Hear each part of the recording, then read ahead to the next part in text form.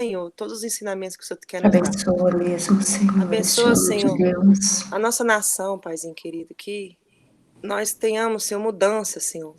Venha, Senhor, sobre nós, Paizinho querido. Essa situação que nosso mundo tem vivido, nossa sociedade, Paizinho amado. Mas, Senhor, que cremos em Ti, sabemos que Tu tens, Senhor, um propósito em tudo isso. E de antemão, Senhor, nós Te agradecemos, Senhor, por tudo. Sabemos que nada vem por acaso, Senhor. E que de tudo isso possamos, Senhor, tirar uma lição, Senhor, de que Tu tem nos ensinado. Sim, Pai. E, Paizinho querido, abençoa cada família aqui representada, Senhor. Aqueles, Senhor, que não sabem a quem recorrer, aqueles que não Te conhecem ainda, que vêm ouvir Tua palavra. Usa nossas vidas, Senhor, para alcançar aqueles os perdidos também, Senhor. E os que estão afastados de Ti, Paizinho querido. E obrigada por esta manhã. E abençoa o nosso estudo e a cada um aqui, Senhor. Em nome de Jesus. Amém. Amém. Amém. Obrigado, Bia. Por nada, pastor. Deus abençoe.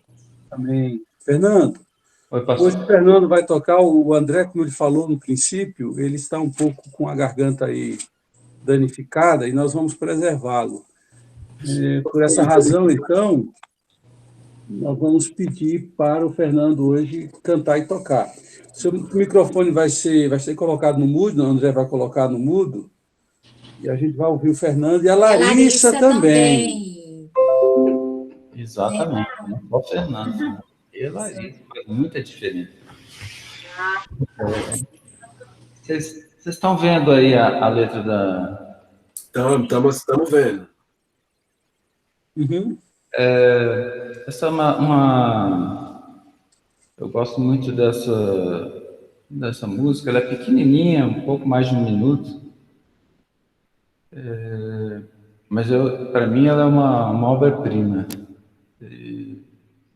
A música que não tem nenhum verso igual, ela não tem coro, não tem estrofe, ela é só uma evolução do início ao fim, muito bem composta.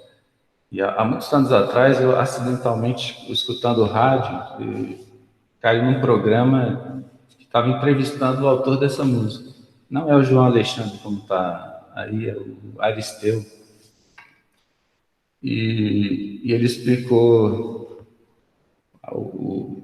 o apresentador do programa perguntou, eu tinha muita curiosidade de saber como surgiu essa música. Ele falou, foi quando um instante que eu estava meditando e eu entendi o perdão de Deus. E a cena que inspirou essa música foi o momento logo após a morte de Jesus. Até o canção para Pedro. Por que para Pedro? Porque aquele momento, né, Jesus morreu, os discípulos, né, debandaram, voltou cada um para a sua atividade. Pedro ali, né, voltando a ser pescador, aquele momento de dúvida, né, de insegurança, o que aconteceu. Então, essa canção é como uma lembrança. Aconteceu exatamente o que deveria acontecer, né? Então, ele recomenda a Pedro, recomenda a todos nós, na verdade, uma canção para todos nós, né?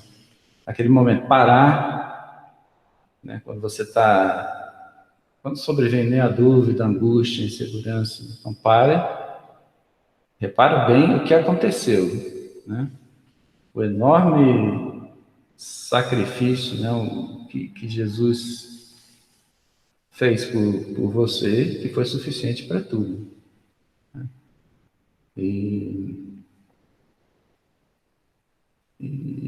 Então vamos cantar, né, essa música.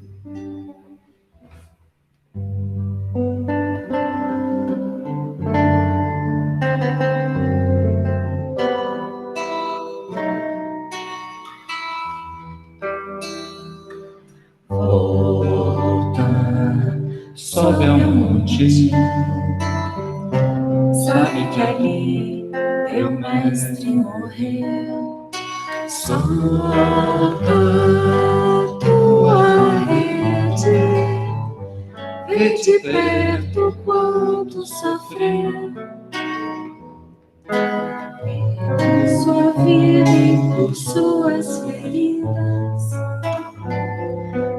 não te deu amor mais forte do que a própria morte, pois reviveu.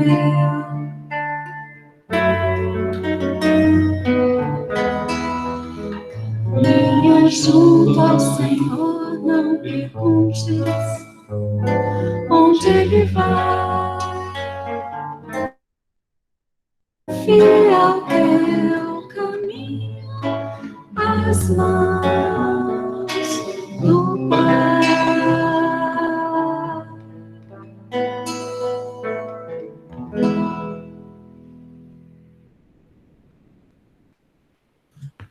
Amém, hein?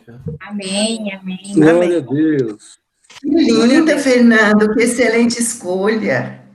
Que coisa linda. E essa música, o Aristeu, viu, Fernando? Ele tem muitas músicas boas. E tem muita gente que pega a carona como assim, não sei se foi o João Alexandre que colocou o nome dele abaixo da canção, como se fosse o autor, e tem muita música do Aristeu que as pessoas atribuem a outros autores ou intérpretes. E ele é muito bom. Ele é filho de um pastor presbiteriano, também é pastor presbiteriano, e morava em Anápolis até pouco tempo, não sei se ainda mora, mas é um excelente cantor. Bom, tendo orado, tendo cantado, chegou a hora do nosso estudo.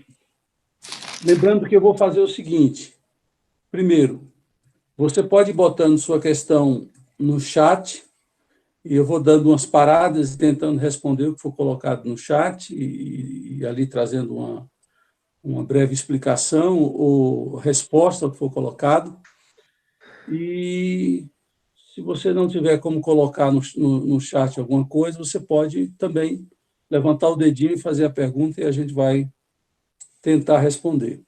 Outra coisa, gente, importante, nós estamos iniciando um processo de divulgação da Palavra de Deus e também das minhas pregações. Nós, em breve, vamos lançar o site Casa Igreja, e depois eu vou explicar isso com maiores detalhes, com mais detalhes. E nós temos convidado a muitos a se inscreverem no YouTube, divulgarem os vídeos. Nós temos hoje lá, se não me engano, 4 vídeos no canal Luciano Roberto Oficial. E você pode fazer isso, nos ajudar. Nós, o Fernando, o André, eu e o meu filho Lucas, nós estamos envolvidos nesse trabalho aí, né, de comunicação, de divulgação, e muita gente tem nos apoiado. Nós começamos quarta ou quinta-feira divulgando o canal, e éramos 3 inscritos, hoje nós estamos praticamente com 100 inscritos, então, para poucos dias, um número considerável. Se você ajudar aí divulgando, se inscrevendo. E outro detalhe, quando você se inscreve, se você acionar o sininho lá, toda vez que entrar um vídeo novo, você vai ser avisada de que tem algo novo no canal. Então, ajuda aí, participa, vai ser muito legal para que a gente possa divulgar algo que é tão restrito para nós, né? Hoje, por exemplo, nós estamos aqui reunidos estudando mais um evangelho, e poucas pessoas estão tendo a oportunidade de, junto conosco, aprender e participar. Quando a gente divulga, pessoas que não têm a condição de estar aqui hoje podem depois ser abençoadas. E é nesse sentido que a gente precisa participar na divulgação. Então, fica a nossa gratidão e o nosso desafio para cada um. Tá bom? Vamos começar. O Fernando ou o André, quem vai projetar? Vai direto da espaçonave. Vamos mudar o nome para SpaceX, já que foi lançada ontem. Agora, vai chamar o Fernando de SpaceX, acho que seria melhor do que... Ok. Vai lá, SpaceX. Bom, nós vamos... Bota no primeiro, viu, Fernando? No primeiro slide, que tem só apenas o nome do Evangelho. E eu quero dar aqui um breve resumo do que a gente tem visto sobre os evangelhos, e aí está aprendendo, reforçando algumas coisas que já foram ditas, né? Nós falamos que o Novo Testamento começa com 4 livros históricos, e esses 4 livros históricos são também chamados de evangelhos. Evangelho significa boa nova, boa notícia. Não é uma fake news, é uma news verdadeira.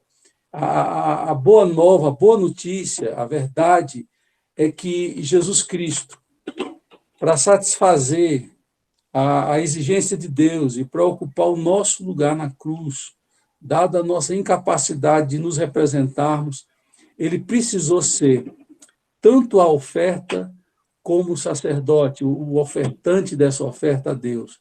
E ele, então, se oferece por nós no altar chamado cruz, e na cruz ele paga a nossa conta, ele quita a nossa dívida, e por essa razão e dessa forma, nós temos acesso a Deus, nós temos comunhão com o Pai, nós somos agora chamados filhos. E essa é a boa nova, essa é a boa notícia, e o final da boa nova é que aquele que morreu também ressuscitou, está vivo, e virá nos buscar. Tudo isso a gente entende como mensagem fundamental, fulcral do Evangelho. O cerne da mensagem é esse, e todos nós devemos saber disso e anunciar esse Evangelho. Os 4 evangelhos, conquanto anunciem a mesma mensagem, o mesmo Evangelho de salvação, eles têm um foco, um ângulo a dar à história. Aí nós dividimos, né? Você tem 3 sinóticos e um que eu chamei de ótico. Os 3 sinóticos, que são Mateus, Marcos e Lucas, eles olham para a história de Jesus por ângulos diferentes, mesmo que 86% do conteúdo seja praticamente idêntico. São praticamente as mesmas histórias, são praticamente as mesmas parábolas, com algumas diferenças, mas cada um conta a partir de um propósito. O Mateus tem o propósito de anunciar que Jesus é o rei. O conteúdo do Evangelho de Mateus é um conteúdo repleto de informações que o judeu tem mais facilidade de entender. Logo porque o judeu tinha conhecimento do Velho Testamento, o gentio não. E Mateus abusa de citações do Velho Testamento.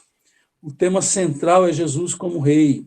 E ele vai lá mostrando em todo o seu evangelho por que nós temos que ver Jesus como rei. Marcos tem um propósito de anunciar Jesus como servo. E é isso que a gente vai estudar hoje. Lucas tem um propósito de anunciar Jesus como o homem, como o Filho de Deus, como aquele que é o filho de Eva, o filho de Maria, que veio na sua humanidade partilhar com os seres humanos e mortais a presença de Deus e seu Emanuel, Deus conosco. João, ele não é sinótico. João, ele tem uma ótica totalmente diferente dos evangelhos que eu citei, que são chamados de sinóticos. João, ele parte de uma abordagem única, muito particular. Enquanto que os 3 primeiros evangelhos se importam em falar de Jesus na Galileia, João tem o propósito de falar do evangelho ou do ministério de Jesus na Judéia.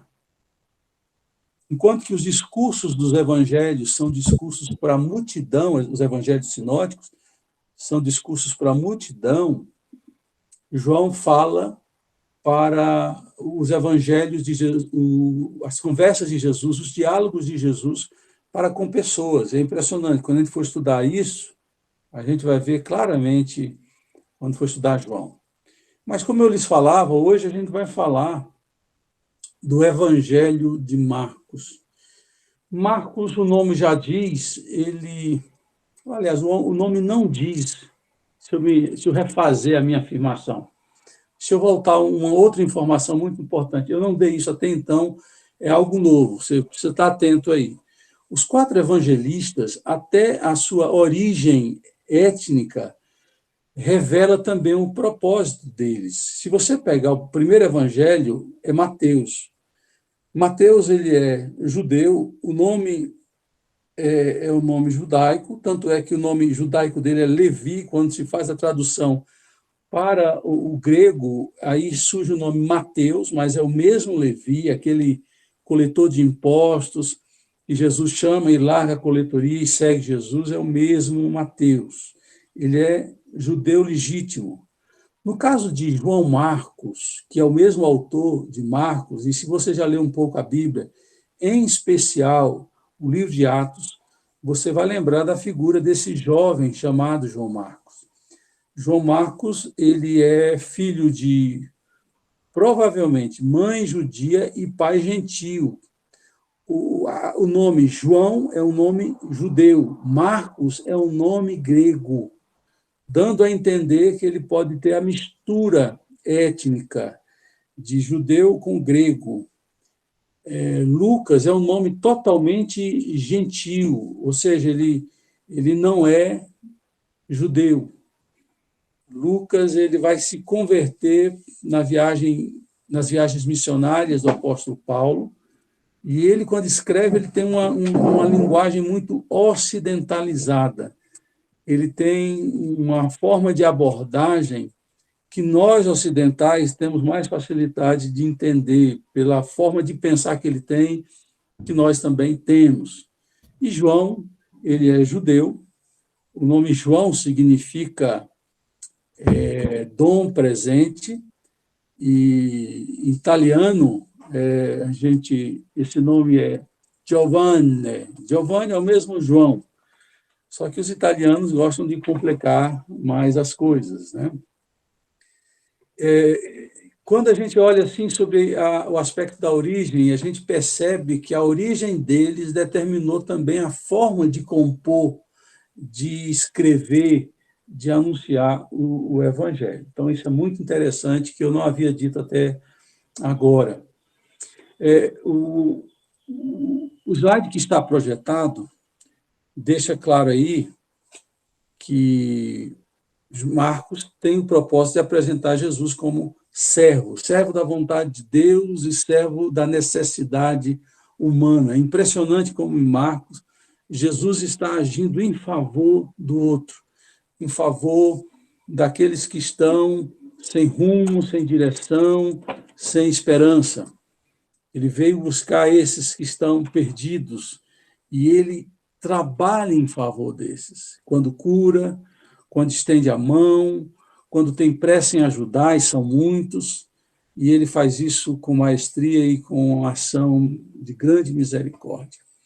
E aqui a gente pode fazer um contraste logo de início, já que a gente estudou Mateus e agora nós estamos estudando Marcos, é que enquanto que Mateus apresenta o rei, aquele que é e será servido, Marcos apresenta o servo, aquele que serve ao que precisa.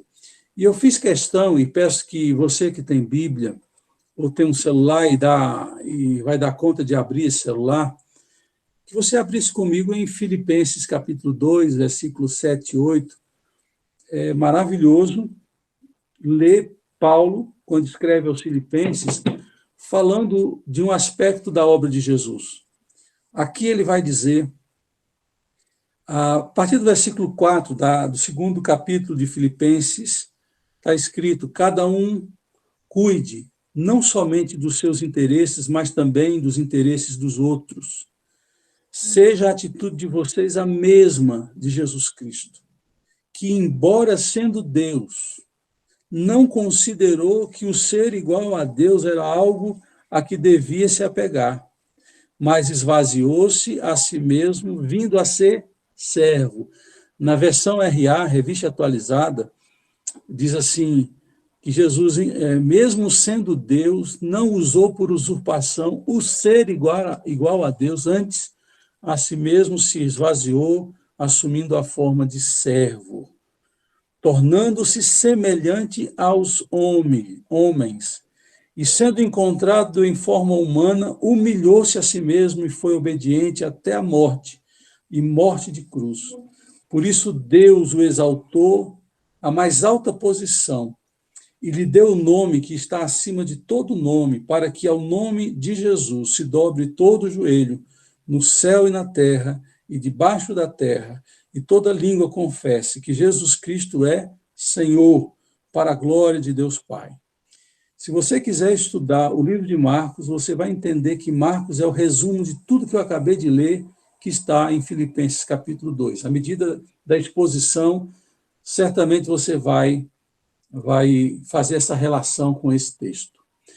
É interessante que, quando a gente lê Marcos, uma coisa se distingue ou se destaca, é como Marco ele tem a intenção de ser rápido no seu conteúdo, rápido na sua informação.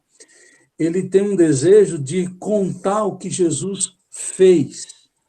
Praticamente o que se diz a respeito de Jesus, as informações que são dadas, os discursos de Jesus são excluídos. Por isso que Marcos começa com Jesus no Jordão, começa com Jesus no batismo. Não há genealogia, não há relatos do nascimento, não há visitas de magos, não se conta a mortandade das crianças, não se fala de Simeão no templo com Jesus e orando por ele, não se fala de Ana, a profetisa também no templo, não se fala de Isabel, a mãe de João Batista, nem do pai de João Batista. Ele vai logo para a ação, ele não precisa de dar informações, porque o que ele quer, na verdade, é mostrar a ação. Então, isso é muito interessante. Então, se Mateus se importava com o que Jesus disse, você vai ver claramente que em Marcos há uma ênfase no que Jesus fez. Enquanto que Mateus ele trabalha na disposição do seu evangelho em agrupar histórias. A gente, na aula passada, a gente falou claramente, né, que basicamente dos 5 ao 7, Jesus ali está ensinando. De 8 até 10, Mateus junta ali 10 milagres, depois vem as parábolas. Mateus tem toda uma organização no seu conteúdo. Esqueça disso em Marcos. Marcos ele tem um propósito de trazer fluidez, de continuidade de ações no seu evangelho. Porque o servo não fala, o servo trabalha, o servo age. E se ele tem um propósito de mostrar Jesus como servo, o servo tem que falar o mínimo possível.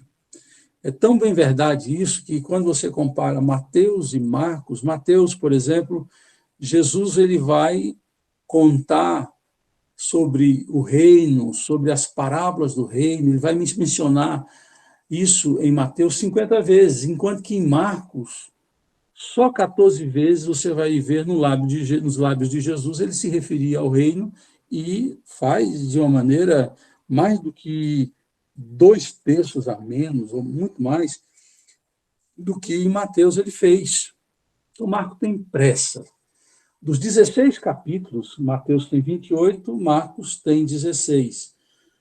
Desses 16 capítulos de Marcos, 12, Marcos começa com a conjunção i.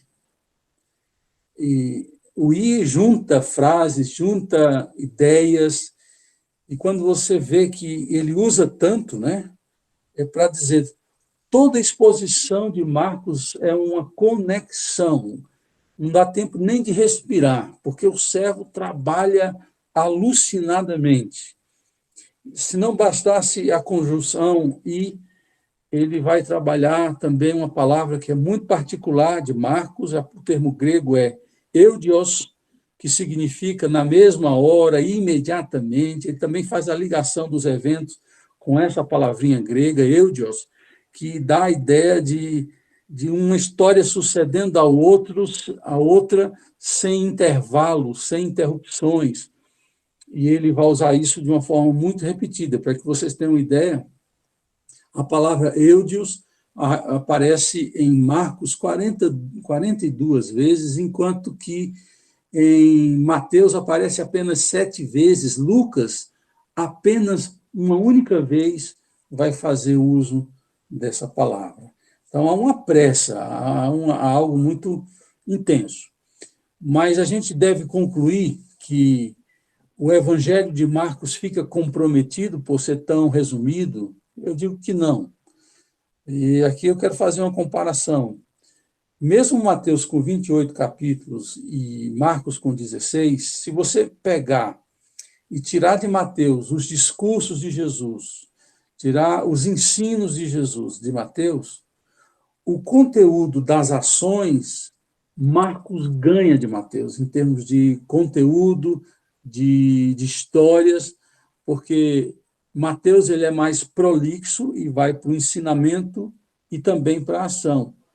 Como Marcos tem a intenção de deixar claro que Jesus é o servo, ele apenas não, enfatiza mais, porque em Marcos você vai encontrar ensinos de Jesus, sim, também. Mas Marcos tem a intenção de deixar claro que ele é o servo que age, que faz. E quando você pega e tira a genealogia, os registros do nascimento, você vai tirar o Sermão da Montanha, do Evangelho de Mateus, Marcos é maior do que Mateus, por esse ângulo e por essa norma que eu estou apresentando aqui. Marcos, portanto, conta a história da ação de Jesus. Mateus enfatiza o que ele ensinou, fez, e as reações ao que ele fez e ao que ele ensinou. Então, essa é a comparação que a gente pode fazer entre Mateus e Marcos, já que a gente está na sequência. Quando a gente for para Lucas, a gente vai fazer a relação dos 3 evangelhos e a gente vai aprender a ver ângulos e posições e destaques que cada um desses evangelhos, chamados sinóticos, eles fazem. Próximo slide, Fernando, por favor. Agora eu quero tratar com vocês de algumas particularidades que só encontramos em Marcos. São 5 particularidades, 5 aspectos que, de uma forma mais ampla ou mais destacada, a gente vai encontrar somente em Marcos. Por exemplo, a primeira delas, só em Marcos as mãos de Jesus ficam em grande evidência. E quando a gente vai lendo os textos, a gente vai vendo que há um propósito de Marcos ao ressaltar essa evidência sobre as mãos de Jesus.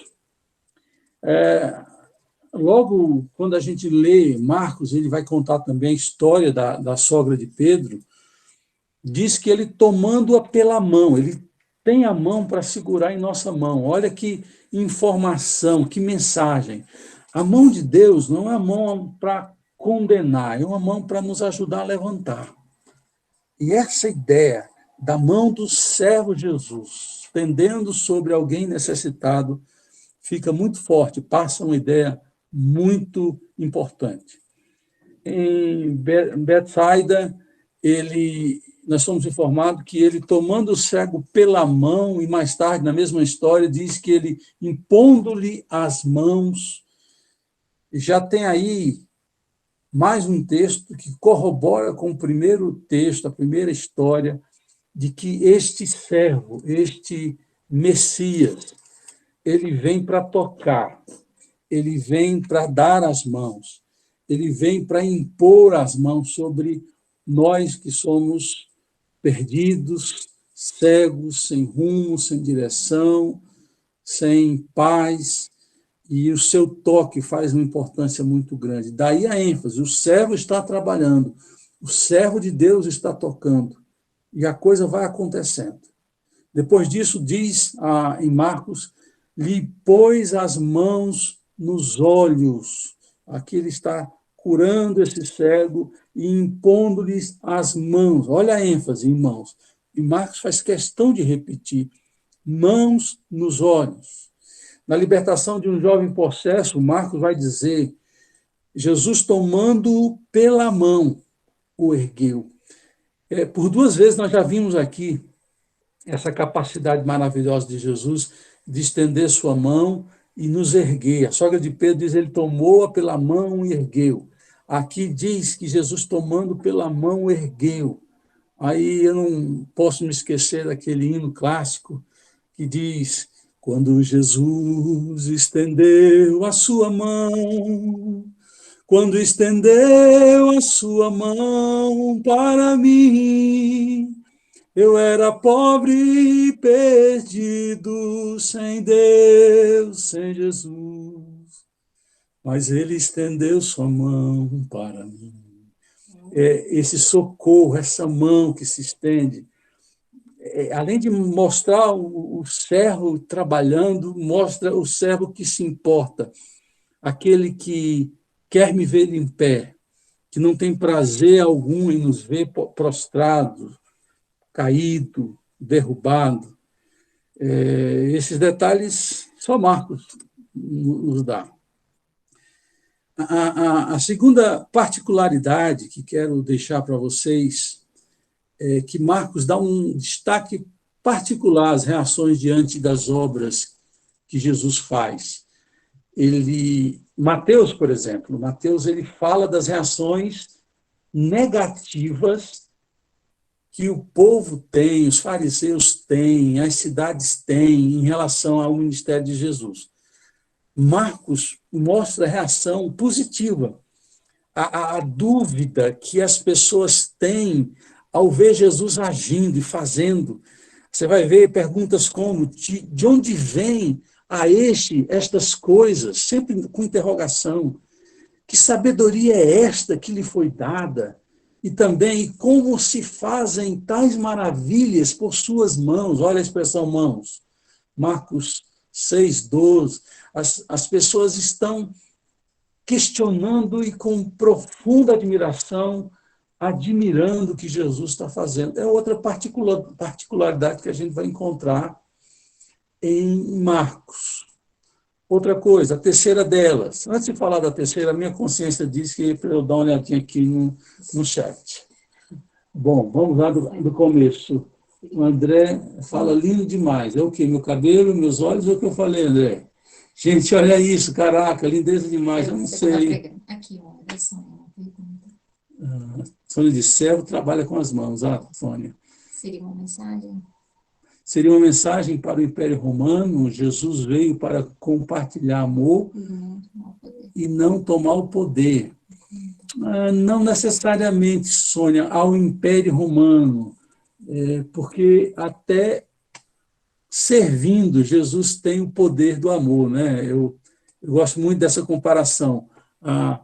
Tem muita gente que pensa que o poder é tão importante na vida que as pessoas têm amor ao poder.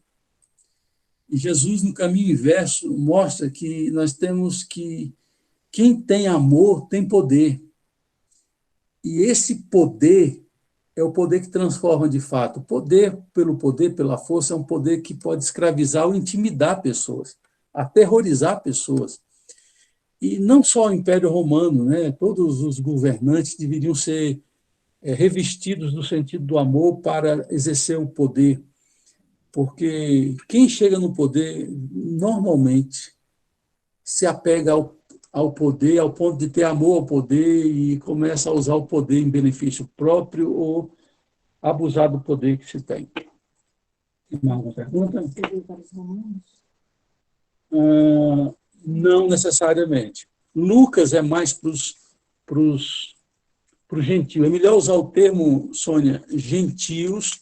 Eu diria que, assim, se a gente fosse pensar em destinatários primeiros, Mateus para o judeu, Marcos ele vai escrever para o judeu, também ele é judeu, ele é meio judeu e meio gentio, provavelmente grego, de origem grega, então ele escreve para o grego, e Lucas ele tem o propósito de escrever mais para o gentio em geral, tanto grego, romano e aí por diante. Não há uma intenção apenas de atingir romanos, mas gentios em geral em Lucas, e Marcos tem a intenção de escrever para ambos, judeus e gentios. Então, voltando à terceira particularidade de Marcos, Marcos vai enfatizar a distinção e o isolamento de Jesus. Jesus, por ser servo, note bem, a ênfase vai determinar o conteúdo do que ele escreve e destacar aspectos do trabalho de servo. Jesus, ele procura muito a discrição. Jesus procura muito também o isolamento. E isso também está dentro desse propósito da mensagem e mostra algo muito importante. Que Jesus, mesmo sendo servo no seu trabalho muito dedicado, muito atarefado, Jesus ele tem um propósito, sim, que eu digo que é maravilhoso, que é de deixar claro que ele procede do Senhor o Pai. E ele vai fazendo essa obra, mas com muita discrição, diz aí Marcos 7, 24, tendo entrado em uma casa, queria que ninguém o soubesse, no entanto, não pôde ocultar-se. Então, Jesus ele procura, em alguns momentos, entrar num instante de individualidade, de ter tempo para si. E não só ter tempo para si, ele também quer um tempo de descanso. Diz assim, tirando da multidão à parte, ele leva alguém sempre para um momento para estar sós. E também diz que quando ele leva o fariseu, não, o leproso, ele tira para fora da cidade, então ele vai lá para um momento, ele e o leproso, só ele e o leproso, para conversar e atender de uma forma mais personalizada. Diz também ali, tendo-se levantado alta madrugada, saiu, foi para um lugar deserto e ali orava.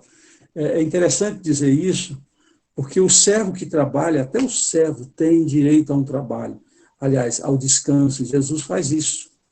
Ele vai lá, descansa e tem esse momento na presença de Deus, no deserto, para orar, para reabastecer a sua bateria. Em outro momento, já em Marcos capítulo 6, ele vai dizer, vinde repousar um pouco à parte no lugar deserto. Então foram sós no barco para um lugar deserto. Jesus certamente foi pescar. Se fosse goiano, diria, né?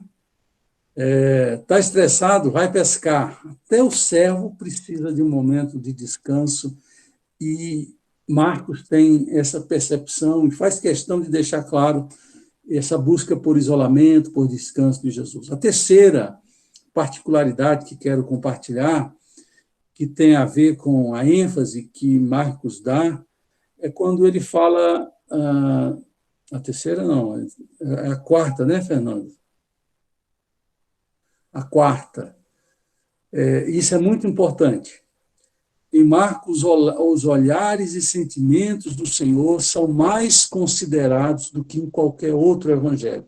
Respira fundo e ouça com atenção essa explicação da quarta particularidade muito comum em Marcos. Marcos ele tem um cuidado muito grande de mostrar o aspecto da compaixão, da identificação que Jesus tem com aquele que ele serve. Nós vimos que ele tinha um cuidado muito grande de estar mostrando que suas mãos estão em ação em favor do necessitado. Agora, nós vamos ver que Marcos mostra um Jesus que tem sentimentos e olhares que comunicam muito. Não só suas mãos, mas seus sentimentos e seus olhares estão muito presentes no relato de Marcos. E eu também fiz uma lista aqui para que você possa perceber isso ao ler o Evangelho de Marcos. Olhando ao redor, indignado e conduído com a dureza dos seus corações, Marcos 3, 5. Perceba, olhando ao redor, e indignado, e conduído com a dureza dos seus corações. Tem coisas que só Jesus tem capacidade de fazer. Porque eu posso ficar indignado. E quando eu fico, eu, Luciano, e você como ser humano, Normalmente, nós ficamos indignados com algo que nos é apresentado, que nós presenciamos, mas nós não ficamos conduídos ou sentidos com a dureza do coração de quem nos indigna. E Jesus é capaz disso, de se indignar e se condoer-se. E ele olha ao redor, eu posso imaginar, a gente como ser humano, né, a gente tem essa mania de quando não está concordando, a gente olha assim, olha para o lado, assim, levanta a cabeça, não estou concordando com você. Mas ele é tão maravilhoso que mesmo indignado, ele se condói de nós, da nossa dureza de coração. Então veja os sentimentos, a nota do sentimento. Você percebe que Marcos ele é um roteirista, ele dá detalhes de um comportamento individual que são importantes para a gente ver a reação de quem está agindo. Porque eu posso contar a história sem dar detalhes ao que o personagem, a personagem está sentindo, está fazendo enquanto sente. O Marcos tem esse cuidado. Quando nós lemos, por exemplo, Marcos 5:32, diz, ele, porém, olhava ao redor para ver aquela que fizera isso. É uma referência da mulher com hemorragia de sangue. Mostra o olhar dele, ele olhava ao redor, procurando aquela. Então, os olhares de Jesus, o olhar de Jesus sempre está atento e agindo, e comunicando algo pelo seu olhar. Quando em 7:34, diz Jesus, erguendo os olhos ao céu, suspirou. Qualquer narrador, fazendo a sua narrativa, poderia ter dito que Jesus, naquele momento, suspirou. Mas Marcos, ele quer trabalhar com o olhar de Jesus, e diz, erguendo os olhos aos céus. Então, ele olha para os céus, ele olha para cima, ele vê coisas que são verdadeiramente importantes conectar o céu com a terra. O André tem perguntado qual o propósito do Evangelho. Sônia, seria o lado humano de Jesus? Duas perguntas, então vamos lá. O propósito do Evangelho, André, é comunicar o que Jesus veio fazer e o que ele veio ensinar. Até então, na antiga aliança, a mensagem é que Deus tinha um povo, esse povo era Israel, e as nações só seriam abençoadas se viessem a Israel e adorassem o Deus de Israel. Deus estava restrito a uma nação, Deus estava restrito a um povo, e mais, a forma da aliança que Deus tinha com Israel era uma aliança que exigia uma participação humana, e, ao mesmo tempo, quando o homem não alcançava essa parte dele na aliança, ele era censurado. Em Jesus Cristo, a nova aliança toma uma roupagem nova, ela não é mais restrita, ela é universal. Jesus em Mateus vai dizer, ide por todo mundo, pregar o evangelho a toda a criatura.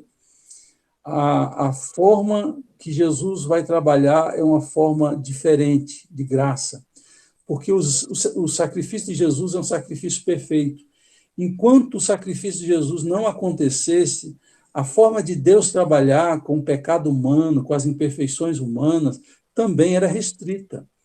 Você vai ver que a graça, o amor, a compaixão, ela é mais abundante depois do ministério de Jesus, porque Deus se fez carne, habitou entre nós, e estava trazendo aspectos de ampliação do evangelho, do ensino, de uma forma diferente do Velho Testamento. E, como eu falava, o evangelho tem uma mensagem. O homem tinha que ser perfeito para poder chegar a Deus. Como nenhum homem consegue ser perfeito, ninguém tem direito de chegar a Deus. Para que o homem possa voltar para Deus, é necessário que uma culpa seja paga, uma sentença que estava sobre nós seja cumprida por alguém, uma vez por todas. E Jesus cumpre isso, por isso que diz que todo escrito de dívida que era contra nós, ele encravou na cruz, ele paga na cruz. E a mensagem do Evangelho é que Deus perdoou e que cabe ao homem apenas crer e se achegar a ele. Essa é a grande mensagem. Eu não preciso, através das minhas ações, fazer algo para ser salvo, logo porque eu não consigo. e ninguém consegue. Quando Jesus faz a obra do Calvário, ele consegue de uma vez por todas, fazer essa obra bendita e maravilhosa de salvação. Isso é que é o Evangelho. É uma notícia nova, comparada à notícia velha. Então, na notícia nova, a salvação está em Jesus e não em nós. Não no meu esforço, mas no que Deus fez. A Sônia diz aqui, seria o lado humano de Jesus? Eu diria sim, Sônia. Eu creio que Marcos, ao mostrar o servo, ele está mostrando esse aspecto tão importante que é ele igual a nós, ele sendo um de nós, ele tendo sentimentos como nós temos, sendo que o sentimento de Jesus é muito mais nobre do que o nosso. Tem coisas que o nosso sentimento, a gente sempre leva por sentimento pernicioso, negativo, ele consegue lidar com sentimentos melhor do que nós. Em 8:33, Marcos 8:33, diz, Jesus, porém, voltou-se e, fitando os seus discípulos, repreendeu a Pedro. Eu gosto muito disso. Por quê? Porque tem gente que fica com tanta raiva que não gosta de olhar nos olhos na hora que está com raiva, basta olhar e fala com raiva. Jesus está decepcionado com os seus discípulos e ele fita-os, olho no olho. Jesus tem que ser olho no olho.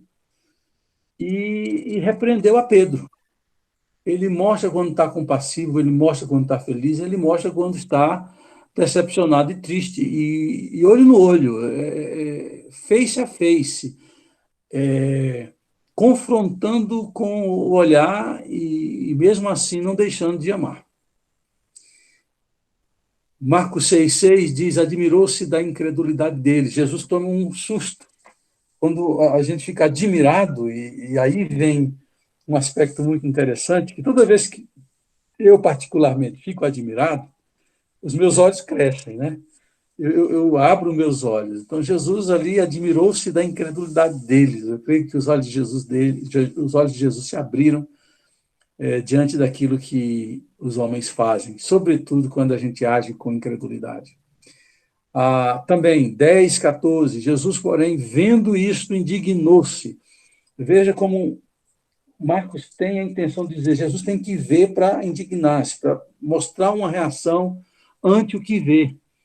Também em 10:21 diz, mas Jesus fitando o amor. E aí eu queria gastar um pouco aqui.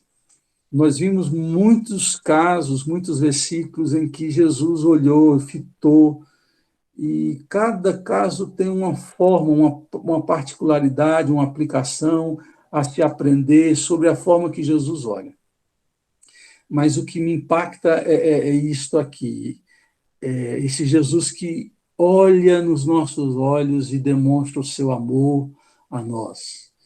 Ele olha e vê na nossa alma a nossa fragilidade, ele vê na nossa alma a nossa incapacidade, ele vê na nossa alma a nossa miséria e mesmo assim nos ama. 8, diz aí, Jesus, porém, arrancou do íntimo do seu espírito um gemido.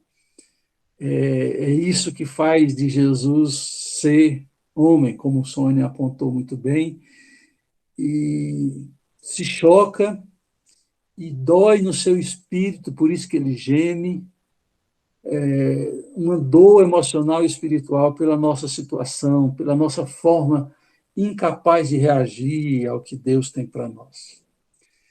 A quinta e última particularidade, e essa é muito importante, preste muita atenção a essa quinta particularidade que o Evangelho de Marcos nos apresenta. Porque há uma intenção em Marcos de excluir o título Senhor de Jesus. Se ele tem um propósito de chamar Jesus de servo, de apontar que ele é servo, não faria muito sentido ele estar em todo o Evangelho dizendo que Jesus é Senhor. Ele vai fazer isso no final do Evangelho. Então, se a gente pegar aqui 3 textos dos 3 Evangelhos, contando a mesma história, eu posso tentar explicar isso para vocês.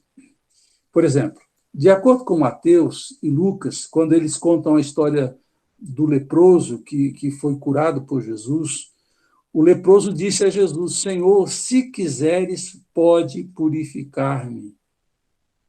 Tanto Lucas quanto Mateus diz que o leproso disse: Senhor, se quiseres, pode purificar-me. Marcos não usa o termo Senhor, ele vai omitir isso. No caso da tempestade, no Mar da Galileia, os discípulos clamam: Senhor. Em Lucas diz: Mestre. Senhor, salva-nos, perecemos. E você vai ver claramente que Marcos vai dizer assim: não te importas que nós perecemos? Na última ceia, por exemplo, os discípulos perguntaram: serei eu, Senhor? Olha o uso do termo Senhor, muito comum em Marcos e Lucas. Marcos simplesmente omite o título Senhor em todos esses casos que eu mencionei. O título Senhor é dirigido a Jesus entre 70 e 80 vezes nos 3 evangelhos. Em Marcos, nunca é usado, a não ser, com uma exceção, em Marcos 7, 28, quando a mulher cirofenícia, empregando o termo Senhor como tratamento, ela diz: Senhor, minha filhinha está horrivelmente endemoniada. Jesus, em Marcos, só vai ter o título Senhor, só depois da ressurreição dele. E tem uma razão e tem um propósito. Só no último parágrafo do Evangelho de Marcos, 16, 19 e 20, Jesus é chamado de Senhor. E quando? Só depois que o servo termina o seu trabalho, sua obra, e vence a morte, né? Que ele é exaltado aos céus depois da sua ressurreição e é chamado de Senhor. E se a gente for olhar Marcos, seria bom a gente ler Marcos 16,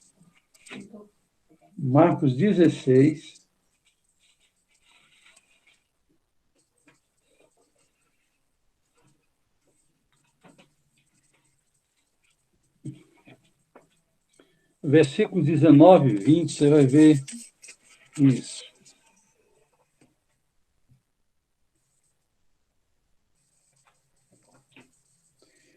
Depois de lhes ter falado, o Senhor Jesus foi elevado aos céus e se assentou à direita de Deus. Então, os discípulos saíram e pregaram por toda parte. E o Senhor cooperava com eles, confirmando-lhes a palavra com sinais que acompanhavam. 2 vezes. No final de Marcos, você vê aí claramente o uso de Senhor. E por que não antes? Porque havia um propósito de Marcos ao escrever, que Jesus ali estava atuando como servo. E é só depois que o servo completa o seu trabalho, que ele é honrado.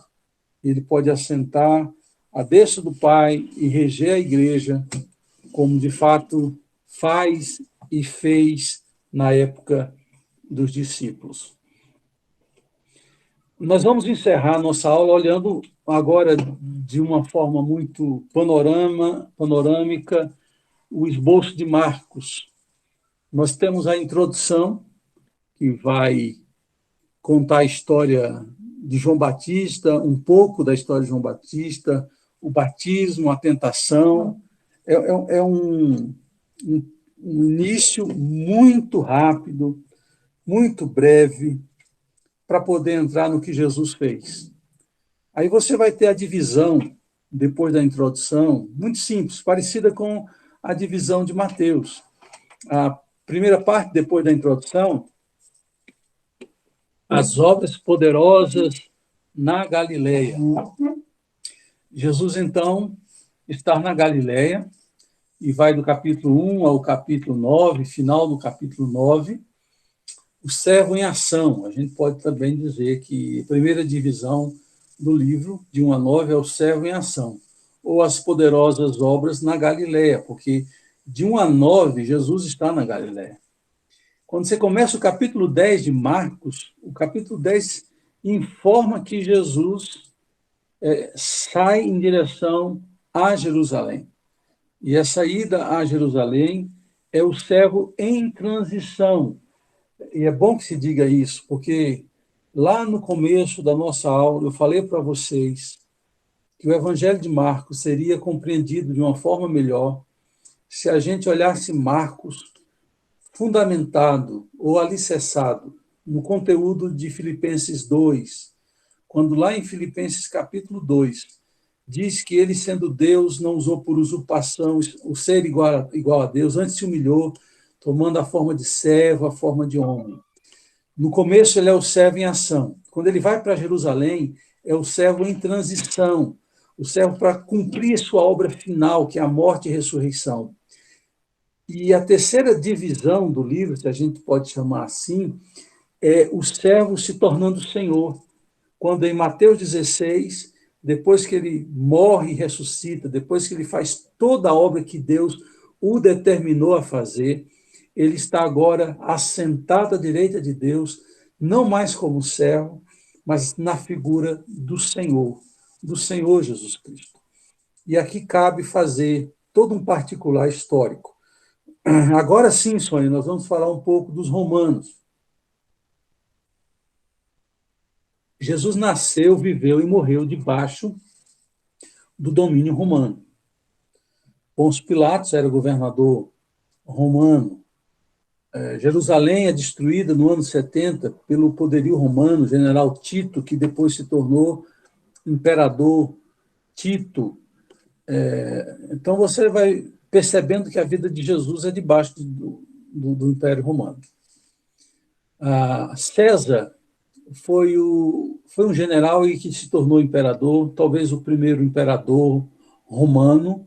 Ainda que existisse o Senado, ele agiu como imperador.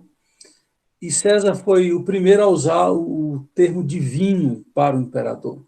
Tanto é que o nome dele era Augusto César. E o termo Augusto é um termo dado e usado para divindades.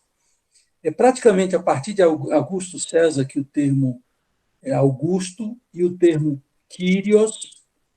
Kyrios é a forma grega para senhor. Ela é dada aos imperadores. Quando o cristianismo começou a se espalhar pela face da terra, houve uma grande perseguição contra os cristãos. Antes, o romano perseguia muito o judeu. E depois começou a perseguir os cristãos, porque os cristãos começaram a se espalhar pelo mundo. E eles diziam que Jesus era o Kyrios, que Jesus era o Senhor. E o Império Romano começou a perceber que o cristianismo tinha uma mensagem de sedição, de rebelião, porque eles não se submetiam ao senhorio de César, não só ao governo, e nem faziam culto à divindade do imperador. Então, passou a ser comum em todo o Império Romano, a partir do primeiro século, início do segundo século, testar a fidelidade do cristão que estava debaixo do senhorio romano, a sua fidelidade ao imperador. E eles eram obrigados a adorar a César como Senhor.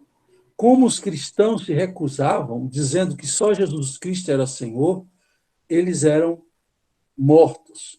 Muitos levados para o Coliseu, muitos queimados vivos, tidos como hereges. Era uma perseguição estatal, religiosa, pelo fato deles se recusarem a dizer que César era Senhor, e não só César, todo e qualquer Deus. Eles não declaravam que Jesus era que essa divindade era Senhor. O termo Baal, por exemplo, é um termo que significa Senhor. E o cristão jamais diria que outra divindade ou qualquer pessoa era Senhor. A primeira declaração de fé do cristianismo é Jesus Cristo é Senhor. Quando a gente lê Romanos capítulo 10, é dito lá que todo aquele que confessar que Jesus Cristo é Senhor será salvo. E às vezes aqui a gente, no nosso tempo, pensa que é algo simples. É simples assim? Declarar que Jesus Cristo é Senhor? é simples para nós hoje, mas naquela época, você precisa entender que naquela época estava embutido o contexto de que se você dissesse que Jesus Cristo era Senhor e que César não era, você era morto. Quem dissesse e afirmasse que Jesus Cristo é Senhor, estava colocando sua vida em risco. Então, queridos, afirmar que Jesus Cristo é Senhor é a essência da fé profunda, verdadeira, e que, de fato, mostra que nós estamos prontos a morrer, até morrer por Cristo. Então, dizer Jesus é o Senhor, hoje, não tem o mesmo peso que havia na época em que Marcos escreve o Evangelho, em que Paulo escreve Romanos, capítulo 10, naquele contexto de perseguição. Há uma enormidade. Nero persegue cristãos em Roma no ano 70, Diocleciano também, Décio é um outro imperador romano que vai perseguir ferozmente os romanos, os cristãos, e o Décio é o primeiro que faz uma perseguição mundial aos cristãos no Império Romano, porque eles diziam Jesus Cristo é o Senhor. Então, Jesus ele veio para ser servo, todo o Evangelho de Marcos mostra ele sendo servo, porém culmina com ele sentando à direita e sendo entronizado como Senhor. E o cristão, apesar de aprender com Jesus que é servo, que faz o trabalho, que usa um avental para lavar os pés dos seus discípulos, hoje ele está sentado à direita do Pai e é Senhor. Ele deixou o exemplo de como o Senhor faz ao se tornar servo. E nós que nos achamos senhores, precisamos aprender com Jesus a ser servo. E esse é o nosso último estágio, ser servo. Jesus ele foi servo e hoje é Senhor. Nós que nos achamos senhores, temos que descer o degrau de ser Senhor para ser servo. Aí nós estamos no nosso lugar apropriado. Perguntas, encerro com essas palavras. Posso perguntar? Pode.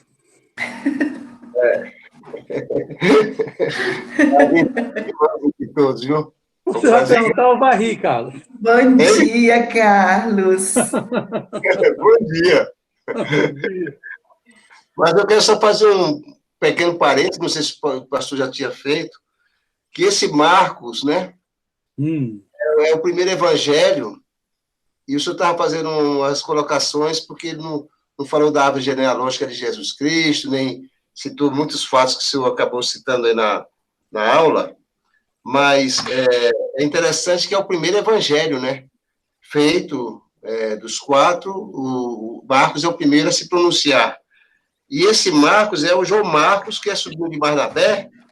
Isso. Aquela divergência. Isso. Né? Com Paulo. Com Paulo, né? Com Paulo, lá na primeira viagem missionária. E naquela primeira viagem, a gente não sabe por que ele, vamos dizer assim, abandonou. E aí, na segunda, que ele quis tentar ir novamente, aí Paulo teve aquela discussão. Aqui não. Paulo falou, aqui não. Aqui não. Aqui não. Mas a gente, às vezes, fica... Eu já estou na terceira idade, a gente fica assim, olhando assim, às vezes, pré-julgando um jovem, né? Por que ele está cometendo aquilo outro, né? E lá na frente, aquele garoto que a gente dizia que ele só vivia fazendo coisas equivocadas e erradas na igreja, se torna um dos maiores pregadores. E a gente acaba fazendo esse pré-julgamento, que é muito perigoso. Então, esse Marcos, que no início a gente não sabe qual foi a forma que ele acabou deixando de viajar com eles, mas Paulo, lá na frente, já mais maduro, reconhece que Marcos é um grande jovem de Deus mesmo, e ele, em 2 Timóteo 4,11, quando ele pede que Marcos venha até Roma, porque é muito importante para ele ter a presença de Marcos. Ele diz, muito útil. Muito útil, quando ele estava preso em Roma, já no final da vida. Pois é. Então, eu quis só fazer esse parêntese, e aí me veio a ideia. Aqui dizem que nós temos 20% da população brasileira cristã evangélica, outros mais otimistas que é 25%, outros que é 30%. Vamos fazer a hipótese que fosse 20%. 200 milhões, 200 e poucos milhões, teríamos aí 40 milhões de cristãos protestantes. Mas se realmente viesse uma situação opressora, desses 40 milhões, quem iria ficar e sem negar a Cristo? Ou o senhor citou aí que ou era Senhor, se chama Senhor Quírios. Jesus Cristo, os cristãos quírios, eles eram mortos. Esses 40 milhões, se a coisa fosse pega para capar, quantos dirão, ou você nega, ou você vai ser turbinado por agora? Desses 10%. 40 milhões. 10%. Hã? 10%. Você está muito generoso. Generoso. Porque nós vimos naquele episódio lá dos islâmicos, fuzilando 21 cristãos, lá, levaram ele para o bar, e ali fuzilaram aqueles porque eles não negaram o Cristo. Todos foram fuzilados. Não sei se vocês viram, isso foi na televisão, saiu muitas vezes, né? E continuam ainda executando. Mas, não, fiz só fazer esse pequeno comentário, se o senhor quiser, ou algum irmão quiser comentar, alguma coisa nesse sentido. Eu vou ampliar um pouco sobre o que você falou. A primeira informação eu dei, que era João Marcos, ele era esse que foi com Paulo, essa informação eu dei. Eu não dei informação, e foi importante que o irmão colocasse, que para muitos estudiosos da Bíblia, esse foi o primeiro evangelho a ser escrito. É verdade que uma outra parte dos estudiosos acham que não, acham que Mateus foi o primeiro a ser escrito. Eu sou daqueles que também crê que Marcos é o primeiro a ser escrito. Ele é o pai que abre caminho para os demais, que Marcos é o primeiro a ser escrito. E é uma coisa interessante a se falar de Marcos, né? Marcos, ele é de classe média alta. Alguns estudiosos dizem que a última ceia se deu na casa dos pais de João Marcos. E João Marcos, ele era de criança para pré-adolescente quando isso aconteceu. E o cenáculo é um ambiente normalmente sobre uma casa, um espaço aberto, que só casas de pessoas de posse que tinham, porque normalmente as casas eram muito pequenas ali naquela região. Então, quem tinha uma casa que tem um cenáculo, quem tem um cenáculo são pessoas de condições. E eu li um estudioso que fala algo muito interessante. Só em Marcos você vai encontrar a história, o relato de um jovem que segue Jesus vestido com um lençol apenas. Apenas. Eu não sei se vocês lembram dessa história. Em 13:51. Exatamente. Só Marcos. Nenhum evangelho vai narrar essa história. E a explicação que esse autor dava, e eu concordo com ela, é que ali se tratava do próprio João Marcos. João Marcos estava fazendo uma referência a si mesmo, sem citar nomes. Porque, pense bem, a última ceia está se dando na sua casa, então ele está olhando pelo buraco da fechadura, tudo aquilo acontecendo com lençol, e Jesus sai da casa e vai para o Getsêmani. E ele segue Jesus com o lençol branco, agora só na cabeça de um adolescente. É que na escuridão o lençol branco não chamava atenção. E diz que alguém vem, tira o lençol dele e ele fica nu e sai correndo. Então, a pessoa de Jesus causava um impacto muito grande, até nos adolescentes e pré-adolescentes, ao ponto desse Marcos seguir Jesus e presenciar, ser testemunha ocular de muito que aconteceu ali no Getsêmani, até mesmo a prisão, porque é tirado o lençol dele quando alguém vai prendê-lo. Então, Marcos tem uma visão privilegiada do que estava acontecendo, ainda jovem, ainda adolescente ou pré-adolescente, a gente não sabe precisar bem. Esse é o João Marcos. Agora, como alguém criado na casa da mamãe, tendo tudo à mão, uma viagem missionária não é brincadeira, né, Carlos? Aí esse menino vai, certamente já um jovem, para uma viagem missionária, o colchão está duro, a comidinha não tem um temperinho da mamãe, começa a reclamar, aí abandona. E é muito comum um jovem desistir das coisas, né? A gente que, de alguma forma, tem filhos ou sobrinhos ou coisas assim, a gente sabe que o adolescente espana facilidade e abandona o que está fazendo. eu atribuo isso a João Marco. E Paulo, essa capacidade de Paulo de reinvestir em pessoas e de tirar das pessoas o de bom dela e dar chance para que elas revejam suas ações, repensem sua forma de ser e viver e tenham uma nova oportunidade para poder provar que são melhores do que foram. Obrigado. Nada. Pastor, posso falar um pouquinho? Ontem, lendo o Evangelho de Marcos, eu fiquei até com a dinamicidade, com a rapidez com que os fatos ocorrem.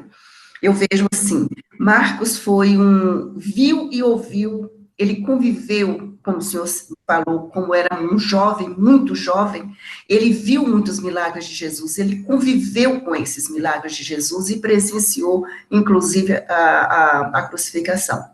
E eu, na minha leitura, eu vi que essa pressa que ele tem em narrar os fatos, é porque o livro dele foi escrito entre 45 e 50 anos após a morte de Jesus. Isso, historicamente, é muito curto, é um período muito curto, historicamente. Então, ele queria passar de uma forma frenética para todos, depois que aconteceu a crucificação de Jesus, quem era verdadeiramente Jesus. Olha, gente, eu trago uma boa nova, eu trago a história desse homem que eu presenciei, que eu convivi, que eu privei da companhia dele.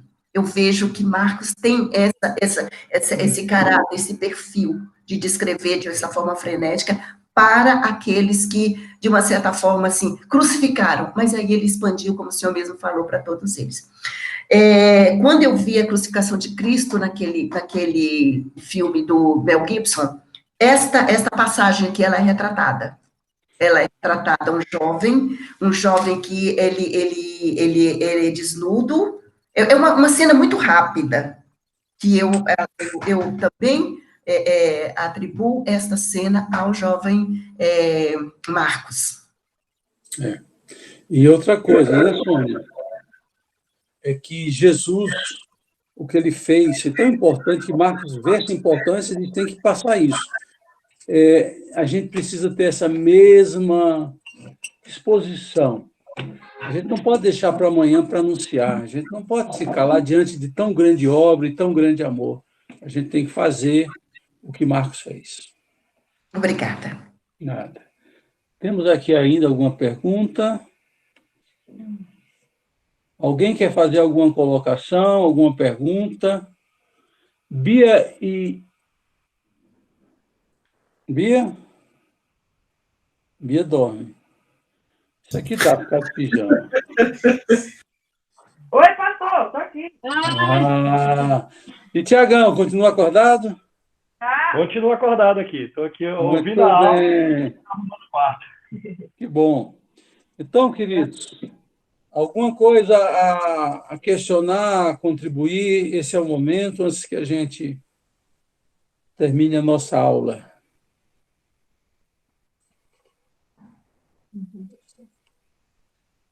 Bom, não tendo nenhuma dúvida, nós queremos encerrar, mais uma vez agradecendo a presença de todos. Nós tivemos mais de 20 pessoas aqui presentes. Tem uma pessoa desconhecida participando. A esse desconhecido, nosso abraço, porque o nome dela não está salvo, então a gente não consegue... É a Graça, pastor. É a Graça? É a Graça. Fernando Toscano também participou hoje. Adriana também. Simplesmente Adriana. Muito bom, Adriana, ter você conosco na nossa aula. O Toscano disse aqui, minha amiga. Que bom, né, Fernanda? Fernando é um grande amigo meu também. Gente boa. Tem um coração maior que ele. Olha que o bicho é grande. Pastor, o Judado está falando, mas mutou o microfone aí. Nosso lindo Marfred. My friend, Fernando é my friend. É nosso my friend, né, Judas? É isso aí. Yes, my pastor. Que isso, o cara tá quase... Eu e Judas gastamos aí, no máximo, 60% do nosso inglês, nessas duas frases.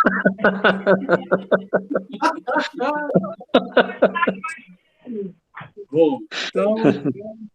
Fica o nosso agradecimento e pedindo aos irmãos que curtam lá no canal Luciano Roberto Oficial os vídeos, divulguem, por favor.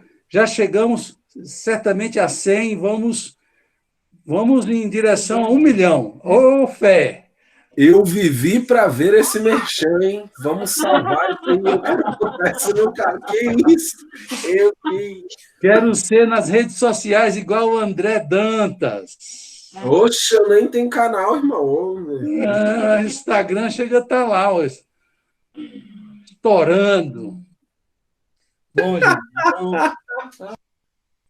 fica o nosso abraço, a nossa gratidão. Eu vou fazer uma oração e vou impetrar a bênção. Hoje eu lembrei a minha consciência. Amém. Aleluia. Senhor Jesus, louvado seja o teu nome, hoje e sempre. Amém. Tu és o nosso Senhor. Tu és o Senhor de nossas vidas. O Senhor se fez servo e como servo agiu, viveu e se relacionou. E o Senhor mostrou que aqueles que são servos são bem-aventurados. Hoje nós queremos, Deus, lutando contra o nosso eu, o nosso egoísmo, a nossa presunção, a nossa arrogância. Queremos aprender a ser servo. Queremos anunciar o teu nome. Queremos nos importar com os outros, de ter o olhar de misericórdia, ter o toque do amor, como o Senhor teve e fez. Só o Senhor é Senhor, nós somos teus servos e te adoramos pela obra bendita da cruz. Olha para nós, Senhor, com teu olhar de brandura, fita-nos e fita-nos com teu amor, com teu olhar de amor. Tem misericórdia de nós e nos refaça na manhã desse dia. Sustenta-nos, ó Senhor Jesus. Obrigado pela vida, obrigado por esse frio. Nós que temos condição de nos agasalhar, olha por aqueles que não têm, olha por aquelas famílias que estão sofrendo, enfrentando, Deus, dentro de casa, pessoas com coronavírus, com Covid-19. Deus, tem misericórdia do mundo e que o Senhor, que está ensinando por meio da Covid, abrindo os olhos das pessoas para a finitude delas, para a insignificância delas. Elas são capazes de serem mortas por um vírus invisível, microscópico, e não se dobram ao Senhor, não reconhecem o Senhor como Deus eterno. Deus, dá uma chance, antes da tua vinda, dá uma chance às pessoas para que elas se voltem para o Senhor. Obrigado, Deus, por esse momento. Obrigado por esses irmãos queridos, por aqueles que participaram hoje dessa videoaula. Ó Deus, que domingo que vem, quando formos estudar o Evangelho de Lucas, possamos cada vez mais entender a mensagem do teu Evangelho, que foi representada de 4 formas de ver por esses 4 evangelistas. Nós te adoramos, Senhor. Nós te bendizemos. No nome santo e glorioso de Jesus. Amém, amém. E agora, irmãos, que a graça do Senhor Jesus, o amor de Deus, o nosso Pai, a comunhão e as consolações do Espírito Santo seja sobre vocês hoje e por todo sempre. Amém. Amém, amém, amém. Bom domingo a todos, gente. Antes de sair, por favor, saiu, parece que um decreto do governador liberando o retorno de cultos sob algumas condições. E uma delas é que pessoas acima de 60 anos não poderiam participar. Fica difícil a gente tentar voltar e excluir alguns anciãos nossos, por exemplo, judáicos. Não vejo uma reunião voltar sem judáicos, sem nabio, sem algumas pessoas que não querem citar o nome. Mas, então, a gente vai ficar, por enquanto, aqui. Enquanto o governador não refazer a decisão deles, a gente não vai voltar. Fernando falou o quê? Escapou, né, Fernando?